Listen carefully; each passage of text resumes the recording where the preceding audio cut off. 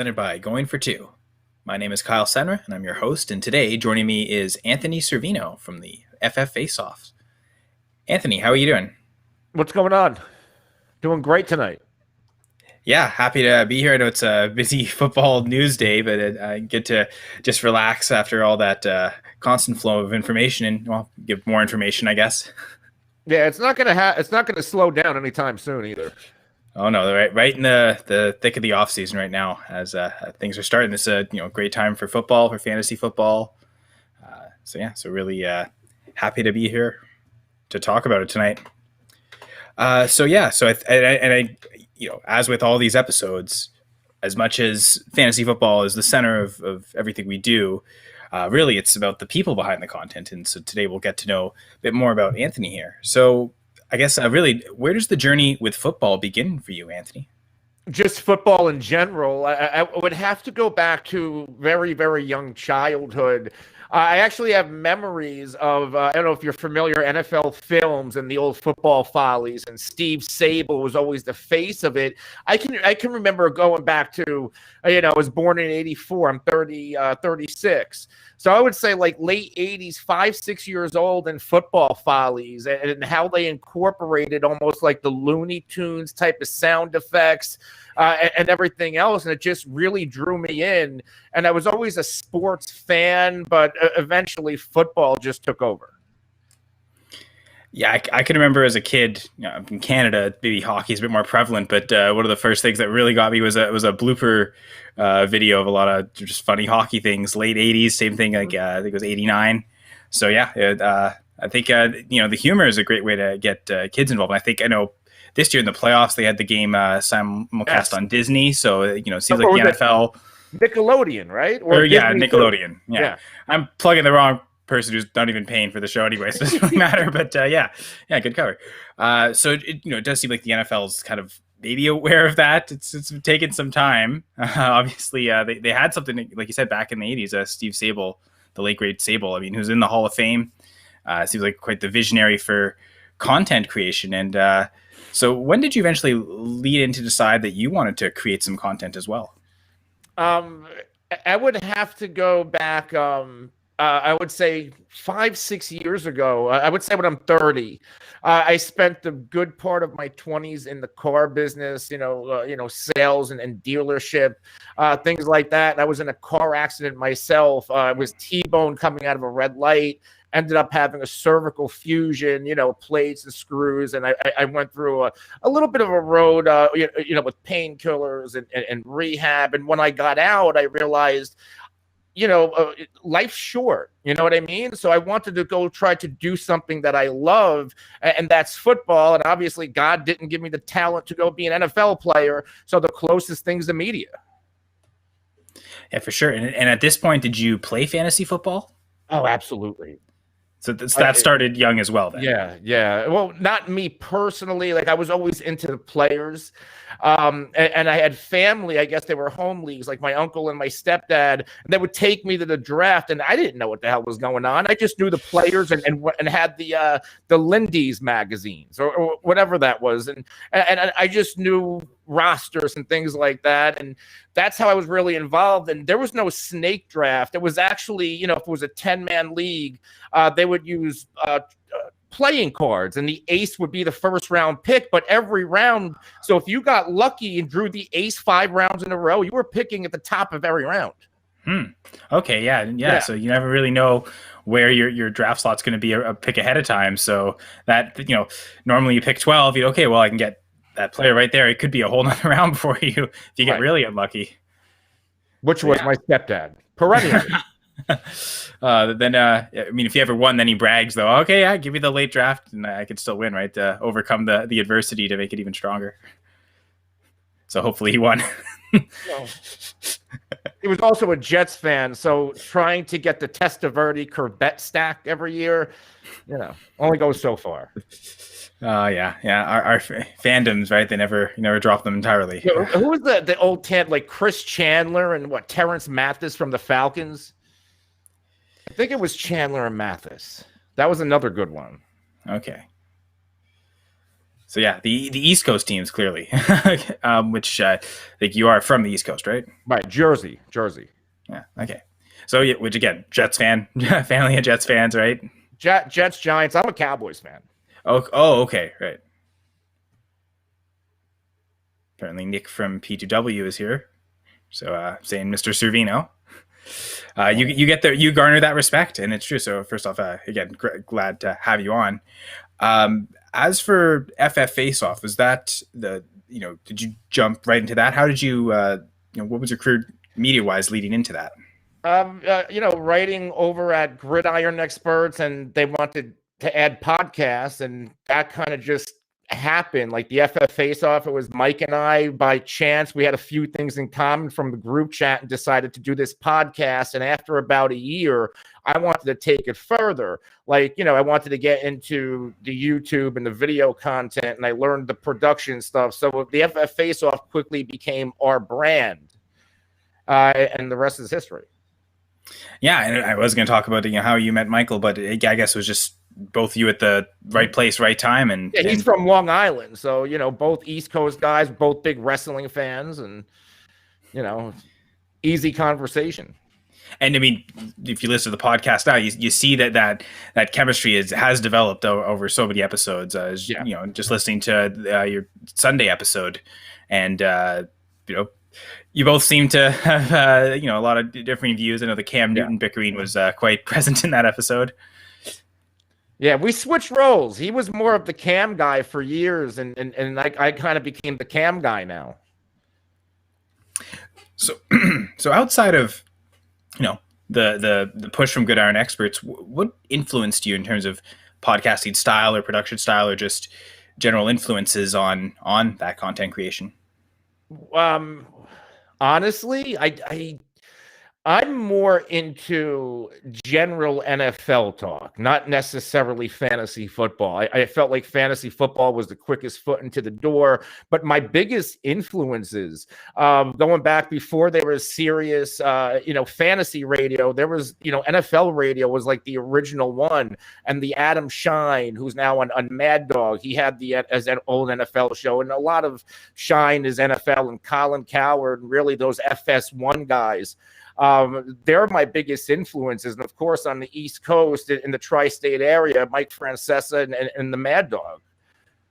So they're my biggest influences, and it's not really fantasy. Yeah, the idea that the way they converse is more important than what they're actually saying, just their means of going about talking. Seems like you've mentioned, I think, even just on your Sunday episode, I think mentioned briefly, there's no show sheet, that just talk. Yeah, I mean, sometimes we're a little bit more prepared. Sometimes we're more of an impromptu, depending on what's going on. Like if there's breaking news and there's a couple of stories, we don't have a show sheet. We'll just come on and talk about the news, and we can turn that into a lot of good content. But it's like, if you listen to things outside of fantasy, you're going to learn more. I can listen to myself if I want fantasy takes. I want to know what's going on in the league. And how can I apply that to fantasy football and to sports betting, which is really my next venture is more into the betting field.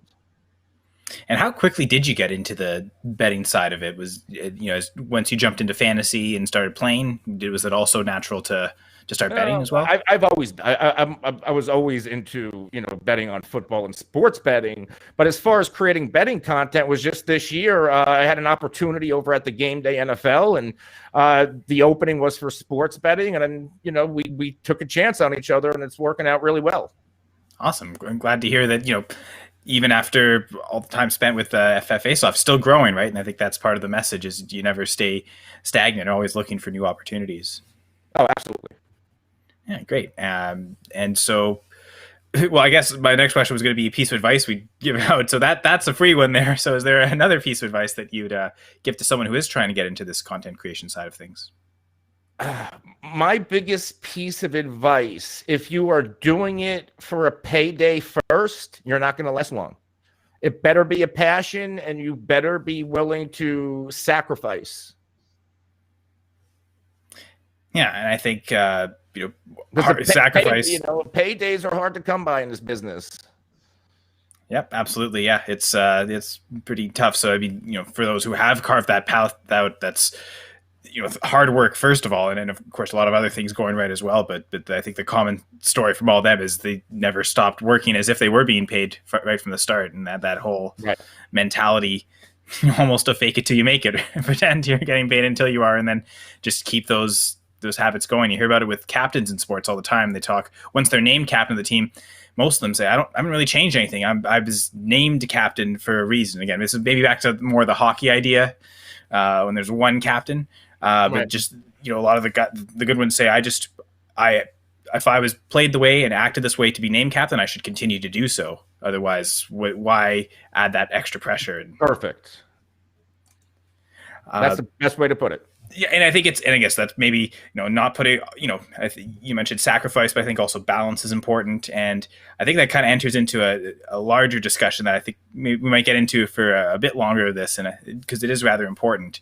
And I know you and Michael will be announcing something shortly, but it's just discussion on is working hard, but also maintaining your mental health, and I think that's super important. And last year, with the FF Face-Off, you did a mental health podathon, and involving an NFL player, and back to real NFL, away from the fantasy, but the Hayden Hurst and the Hayden Hurst Foundation. So can you talk us a bit about how that partnership came to be?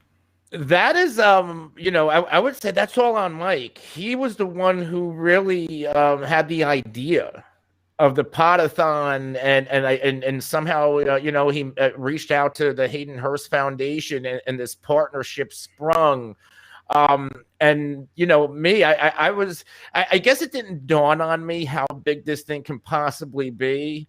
Because I do a lot of the production. I do predominantly the production. So my biggest issues, while Mike was organizing it, my biggest issue was making sure I can go, and it was supposed to be 16. We went 17, 18 hours.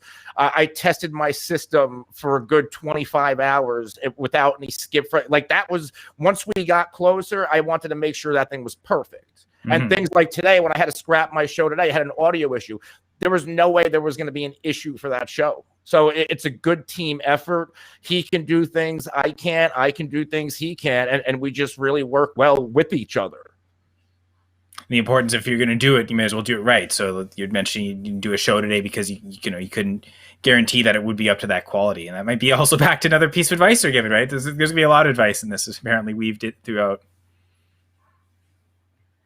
And I think, the mental health podathon obviously raised money for the Hayden Hurst Foundation. So there's a very tangible, we like fantasy, we like numbers. So you see the numbers there. Do you remember offhand how much was raised from that? Over 6,000.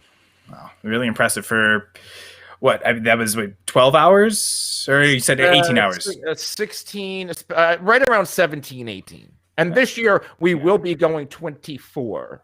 Mm-hmm. And we want to take this next level. Yeah, absolutely. It first remarkable to see everyone in the fantasy community joining. A lot of great guests, a lot of great stories. I think it was great for people to share. It was also great for maybe people listening as well to know that some of your favorite fantasy analysts can struggle with the same things that you do as well. So I think that whole connectedness really came to be. One thing I noticed throughout the day watching, people in the chat actually were asking for where they could get resources and help. And I know there's a few people pointing things out and really helping. So there's another kind of real tangible effect that we were seeing, very individualized people that were actually being helped by this. So I think that was a great thing. Really happy to hear that it's happening again. And seems like, you got that good relationship with Hayden Hurst. I know he went a little higher in drafts than expected up into the 8th round. I wonder how much that podathon affected that. So many people seeing him. I mean, he actually played well this year in year one there, and looking forward to see what he's going to do this year. Yeah, absolutely. Him staying in Atlanta. We'll see what they do at quarterback. If they add or not. Seems like Matt Ryan will be there regardless. Sean Goglin coming in saying, "What's up, guys? What's up, Anthony? Going on, Sean? Happy to have you in, Sean. Thanks for joining." And Sean's a regular on the face-off, so it's nice to see him here. Well, then thank you for bringing the fans. Hopefully,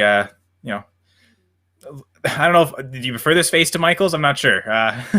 We don't have to get into that. Yes, I think, again, very tangible effects of the mental health podathon. And talking about how it's going to be 24 hours, extending that. So hopefully extending also those donation amounts. So as that gets closer, I'm sure you'll be joining. That'll be what, summertime. I know that the dates. We're going to go in July again. Yeah, seemed like it was a good time. Get everyone there. I guess last year every time was a good time for that sort of thing. But yeah, it should be a blast once again, and also incredibly important. So back to the man who is Anthony Cervino. Outside of football, do you have any hobbies that you really enjoy?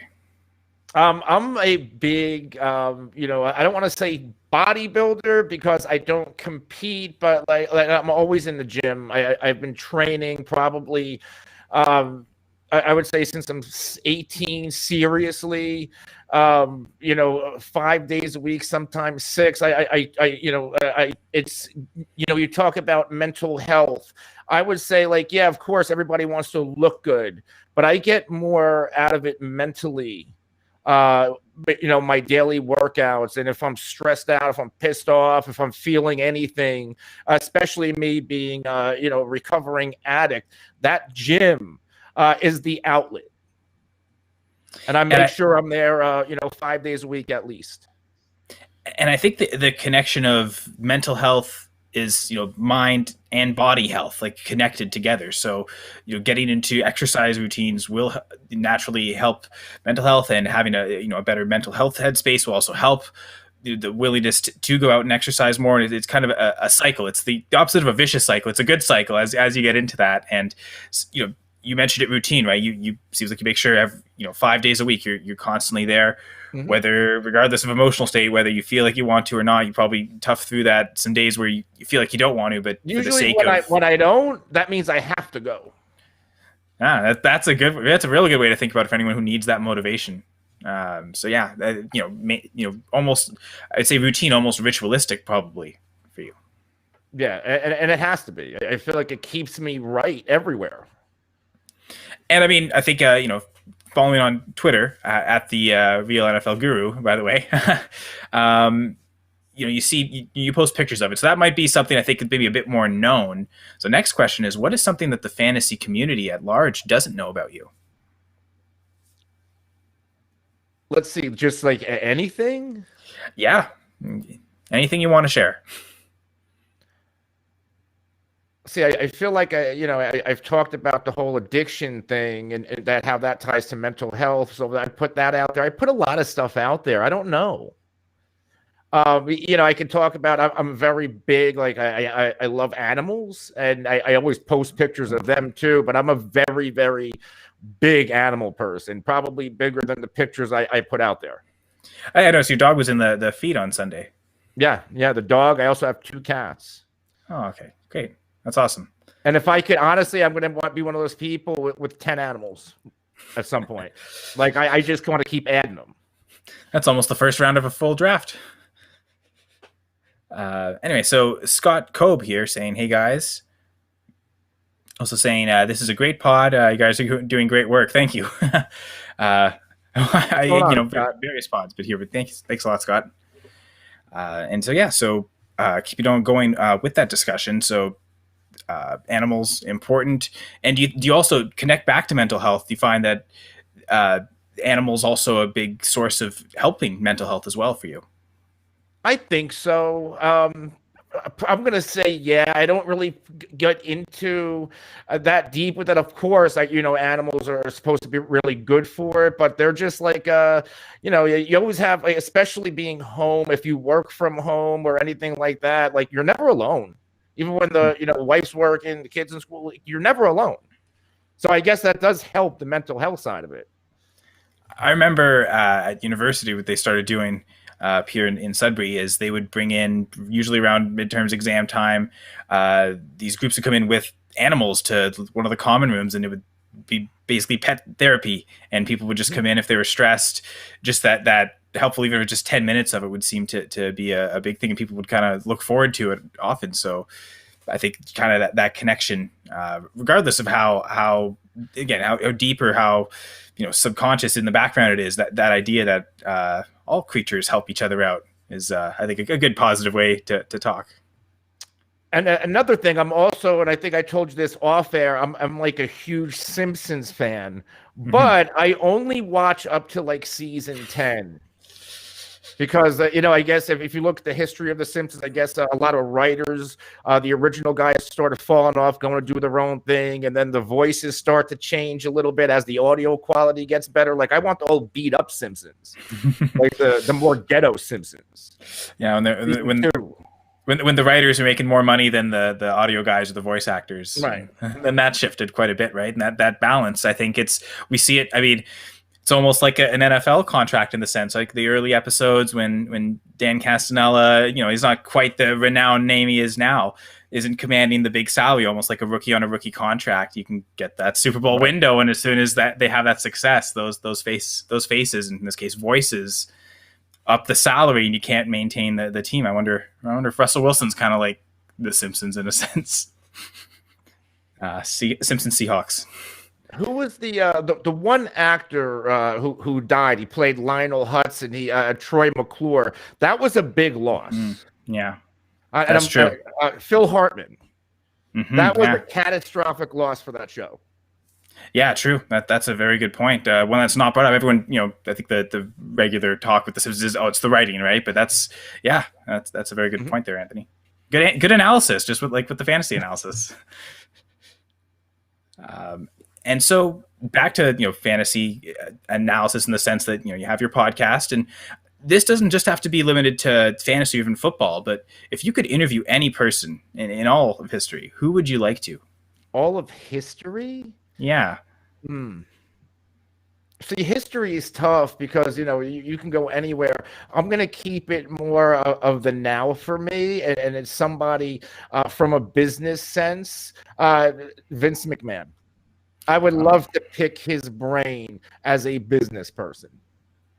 Very good point. Yeah. I know up in Canada, the show that used to exist called Off the Record, Michael Landsberg, really good interview, and he interviewed McMahon. It's one of the best episodes of that series, and that was a long-running show for decades, and that was quite an impressive episode. YouTube.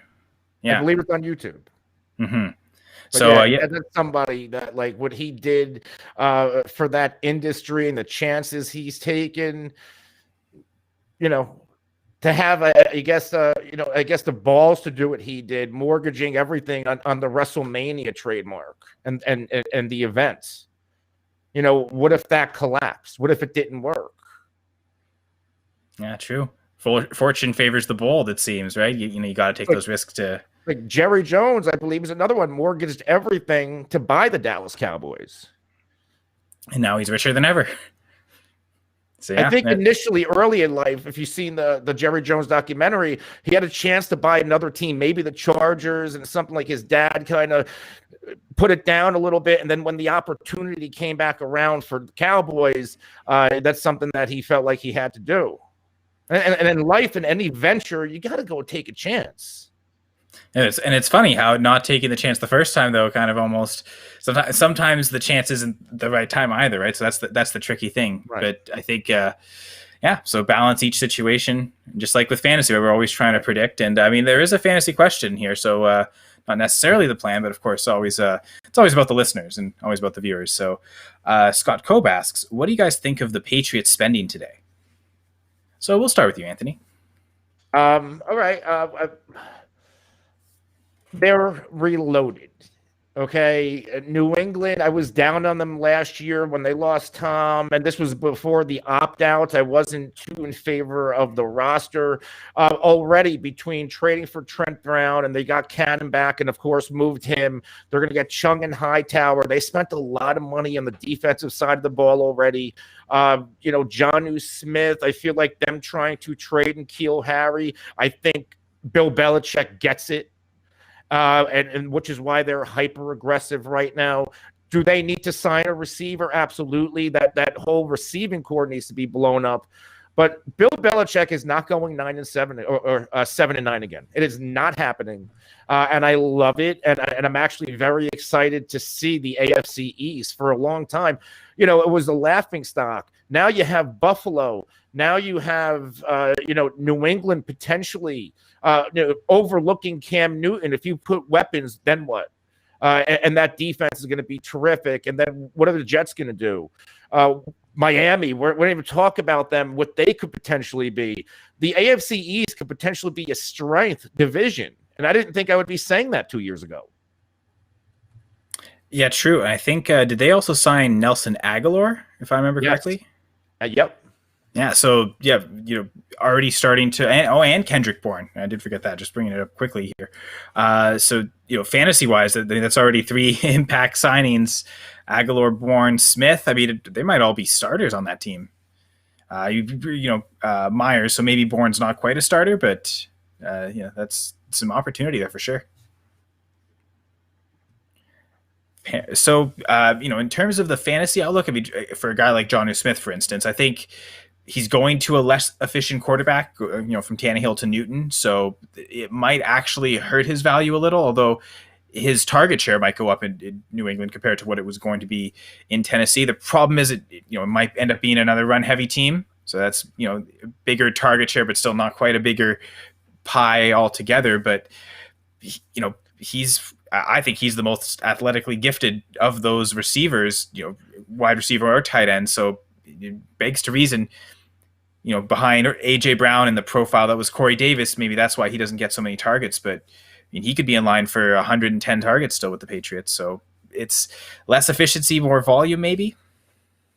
Cam Newton especially, it's not like he's never thrown to the tight end before. He made a career out of throwing it to Greg Olsen, so he's familiar with athletic tight ends. And maybe Jonnu does finally get a target share north of 50 or 60, and I think I'm being generous by saying he could add 60 this year. Yeah. Yeah, it's So even if he gets to something like close to 90 targets, even if he doesn't quite get to that triple digits, it's still enough of an increase. Probably still, I think he probably gets drafted as a top 12 tight end. Probably a little bit better than last year. I know I got so much from him. He was my most rostered fantasy player, I think, throughout most of the season last year, just because he was going so late. So I probably don't like that in the sense that I'm probably gonna have less from this year if people see the New England logo and maybe that raises his value. Instead of being a 12th round pick, he's a 10th round pick. Maybe that's something where I'm going to be less inclined to invest in him than I was last year. And he did have 65, which is a little bit surprising. Mm-hmm. I think touchdowns for him out of 65 targets. I think he might have scored 9 touchdowns.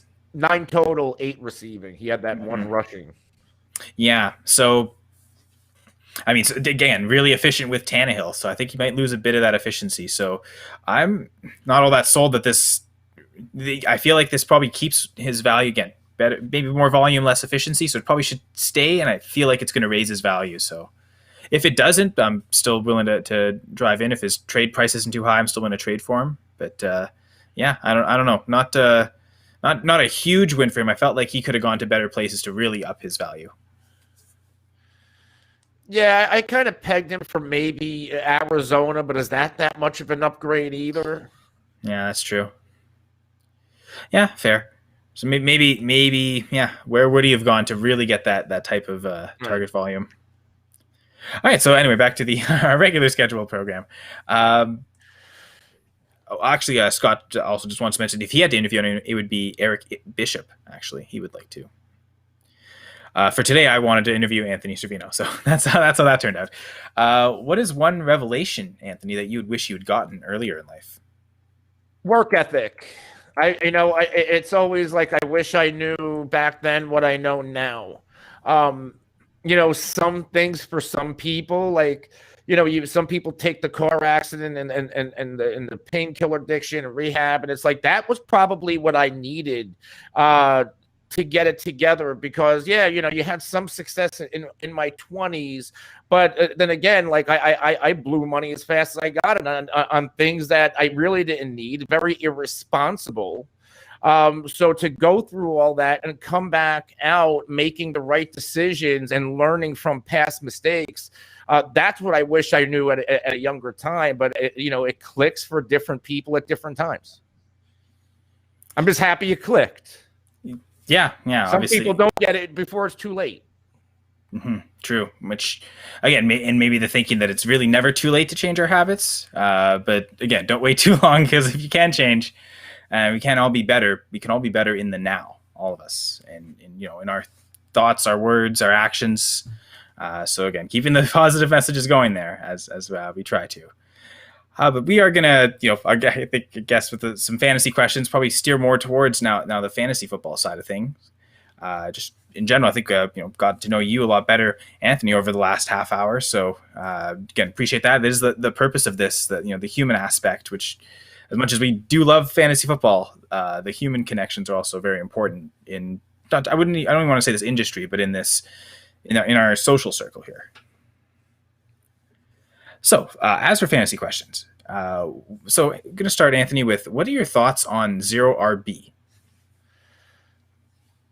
I'm very much a let the draft come to me person. Yeah, there's different strategies which are nice for some people, but let's say you go zero RB, but then the draft comes to you a different way. Are you going to sacrifice value for strategy? And I feel like that's a losing strategy if you have to do that. So I very much let the draft cut. Like if all right, I'm not going to take a quarterback till the 10th round, but then a couple of years ago, let's say, or last year, hey, Dak falls to the 6th. Like, you're going to take Dak if he falls a round or two. Yeah, it's true. I'm not going to pass on to the 10th round and up. Oh, I got Jared Goff now. Yeah, I in single quarterback leagues do try to wait as long as possible, but saw an opportunity. Josh Allen tend to be falling into the 7th, 8th round at times. So yeah, I think specifically with zero RB, I especially love the latter part. Regardless of what you're doing at the start of your draft, the end draft philosophy of zero RB is just hammer that running back draft, get as many guys that you think are the number 2 as possible that are just an injury away. Regardless if you go RB early or not, I think is something that we probably need to do. We do more. That anyway. Yeah, all format, and regardless, I mean, redraft or dynasty, I think the idea of running back depth is so important. So, like that back end philosophy to zero RB, for sure. Yeah. Now, do you have a preferred league format? I know I just mentioned a couple there. Always PPR. Always. I won't touch leagues with less than 12 teams in it. I can't. It's just I don't like the watered down player pool. I don't like loaded rosters, and I also like deep benches, like draft, like almost like the Scott Fish Bowl. Draft well because there's not going to be a lot out there, and then Superflex. So really, 12-team Superflex PPR tight end premium, that is my favorite. But if you take the Superflex out, I'm fine with that. Seems like a lot of the conventions that we've been adding as to almost standardize it in a sense. It's the Superflex. Those aspects are fun, right? So that's the reason that it's becoming so much more popular. Now, okay, so and this is also maybe it's entered some of the things you just mentioned, but rules or settings, and this could be more specifically with just the way the league functions or roster or specific settings. Rules or settings, like I said, I like PPR. I don't know if that's a rule or not. I don't like trade deadlines. Like I don't like voiding trades. Yeah. Unless it's evident collusion, like clear cut, like just let it go. I don't know. I don't like voiding trades. I'm not a trade voider. Because like some people, like if it's majority rules and let's say they just don't like you, or let's say what if some people are more into fantasy than others, and the ones who aren't into it see a trade, they don't think it's fair anyway. Meanwhile, they don't understand value, and then you're getting stuff shut down. Yeah, I agree. That's probably the most frustrating thing for me is I really don't like the trade voting. Like you mentioned with the collusion, if you trust the commissioner, that should be a commissioner thing. If the commissioner sees that trade shouldn't go through, then the commissioner reverses. You don't need a league vote for that. And if you don't trust the commissioner, you probably shouldn't be in the league. Not even that. If you have to worry about league mates and collusion, go replace them. Yeah, that's true too. If that's the situation that's happening, that's kind of it's more about them than about you at that point. So Right. yeah. So yeah, I wholeheartedly agree with that one. That's definitely how I would answer that. So, and this is fantasy history, so it doesn't necessarily have to be specifically to players you've had or a specific team. But who's your all-time quarterback one, running back one, wide receiver one, and tight end one? Aaron Rodgers, Reggie Wayne, tight end. I'm going to throw Derek Mason in there as another receiver I had a lot. Absolutely loved him. Running back, Marshall Faulk, and tight end Shannon Sharp. Awesome, yeah, especially Falk with the PPR. Assuming PPR, right? We're going with that same. We throw Matt Forte is another one at running back. I loved Jamal Charles. No, I'm going to put Charles above everybody. He is my favorite fantasy running back. I love Jamal Charles. Yeah, if you had him in 2013, especially, that would have been quite the ride to probably fantasy championships. So now we're gonna end this episode on a high note. I call it the high fives. So top fives of 5 different categories. So we'll start here with top 5 artists or bands. Okay, so artists, bands, and I'm all over the place. Nice. Eric Clapton, absolutely love Eric Clapton. He's got to be at the top of the list. Incubus, I'll throw them in there. I love Panic at the Disco. I'll throw in Meek Mill. And then I will throw in Future. So I'm a little bit everywhere. It's awesome. Yeah, I got a lot of genres covered. That's great. Saw Incubus came to Canada on their tour a couple years ago, so we got to see them in Toronto. So that was quite a spectacular show. I've never seen them. Singer. I want to see Incubus. I've seen Eric Clapton actually. Oh, that's awesome! Was great. Yeah, at 07 at the PNC Art Center in Jersey. Oh, sweet. Yeah, that's good. He's a legend. So, and when you pick Clapton, you pick all his bands too. So you get Cream and you get Derek at the Dominoes there, and involved in all that. But yeah, it's great. But yeah, if you ever get a chance to Incubus, Brandon Boyd sounds just as great of a singer as he does on the albums. That's not studio tricks. He is a phenomenal singer, and that was really impressive to watch live. All right, so moving over to top 5 movies. Okay, movies. Trading Places. Fletch. The Godfather. You could throw all the Godfathers in there as one. Where am I? 3. The Notebook. Love The Notebook. Okay. And what was the name of that? Oh, She's All That. I've come from that era of the Freddie Prinze Jr. and all them. Notebook, Canadian content there. Both leads are Canadian, so I'll definitely support that for the patriotism on my side. Fletch, I'm not familiar with that. Really? Chevy Chase, 80s. Oh, okay. If you're into his type of comedy, he really goes all in with impressions and the improv and playing different characters as himself. Because he's a reporter. Huh. So he's like a journalist reporter. So he puts on all these different costumes and plays these different parts so he can get closer to what he's trying to investigate. It's hilarious, though. Yeah. Okay. That does sound really interesting. Yeah. Thank you. I'm learning too, not just the listeners. And before we continue with the high fives, there's another question coming in from a listener. Again, Scott asking this: have you ever finished a fantasy season undefeated? Shoot, no, not undefeated. However, in my first year in the Scott Fish Bowl, I would say it was SFB 7. I went 11-1, started 11-0. And then I was bounced out of the playoffs. That was the year Gronk got suspended in like week 15. Remember that? Yeah, I think so. It was, I think he got into a fight or something on the field, and it was a 1-game suspension. I had Gronk on the team, and I got bounced.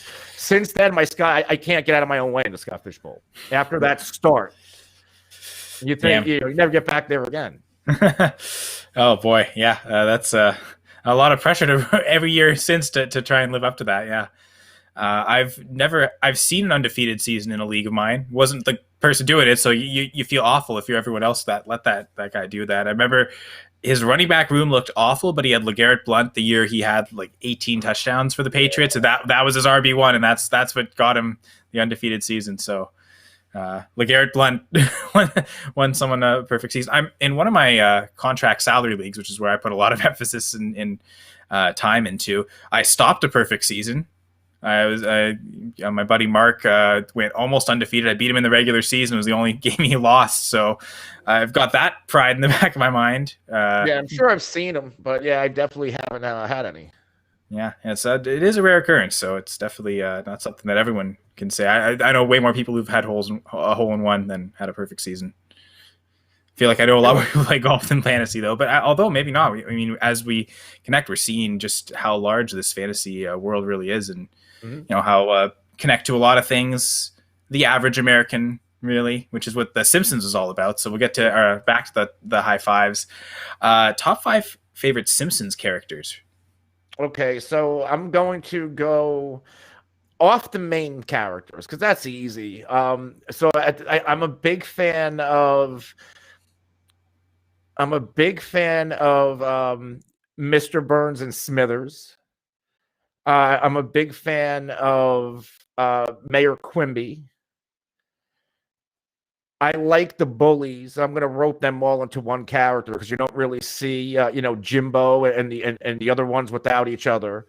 I'm going to go with, I'll rope in Troy McClure and Lionel Hudson together because they were both played by Phil Hartman. I think the most underrated Simpsons character is Ralph.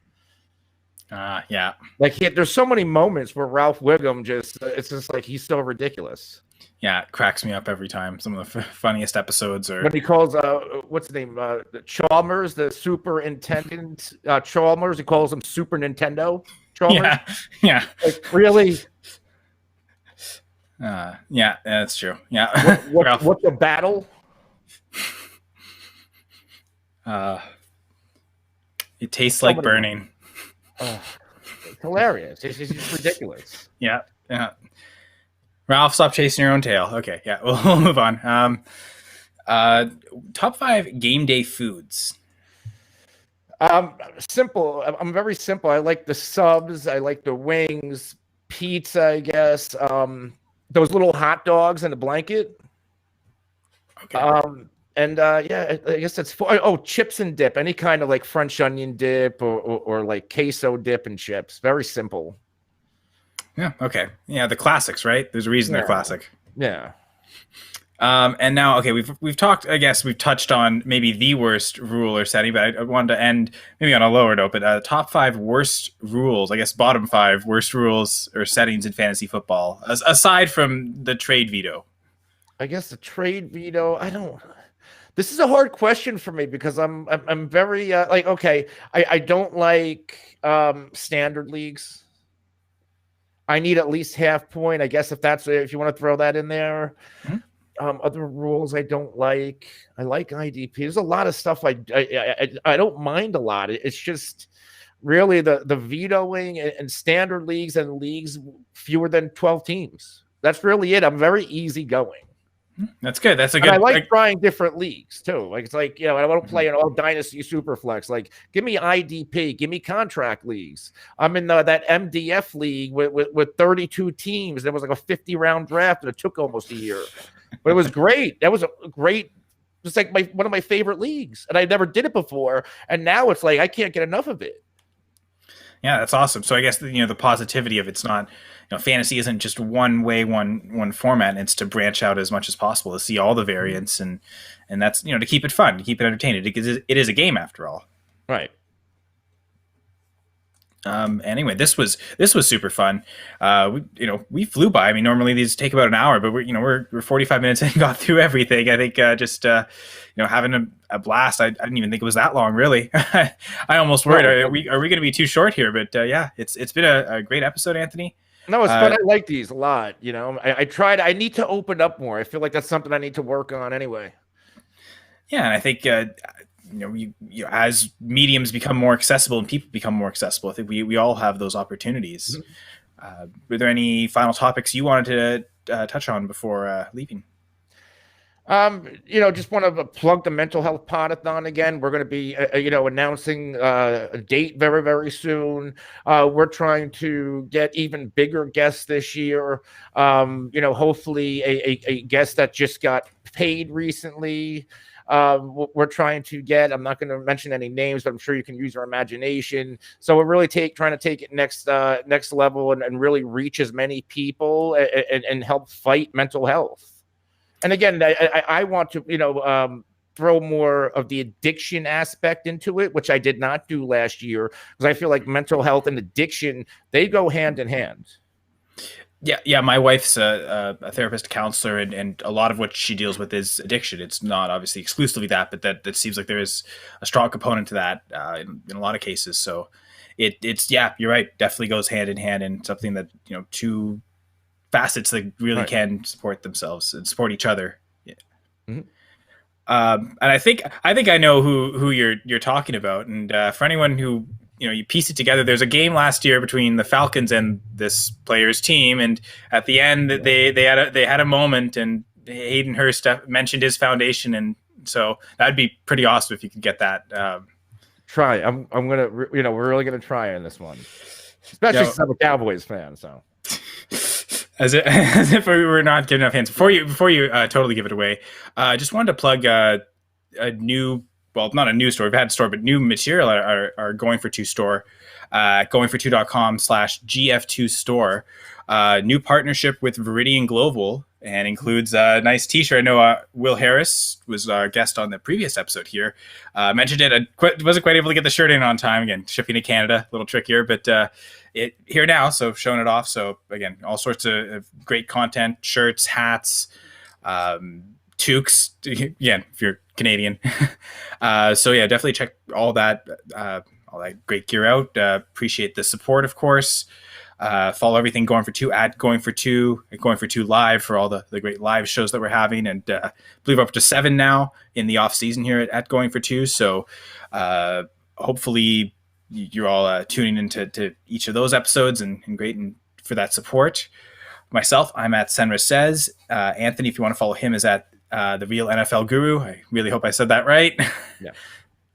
All right. Good. I guess I still have it, but well, I'm going to end on top then before I make any mistakes. So thank you, Anthony, for joining. Thank you, all the listeners and viewers. Oh, yeah, absolutely. Appreciate it. Great conversation. I really like talking, and be back in 2 weeks. Guest then will be Scott Connor. I'm a little bit more prepared, so I got advance who the guest is going to be this time. So look for that coming in the next 2 weeks.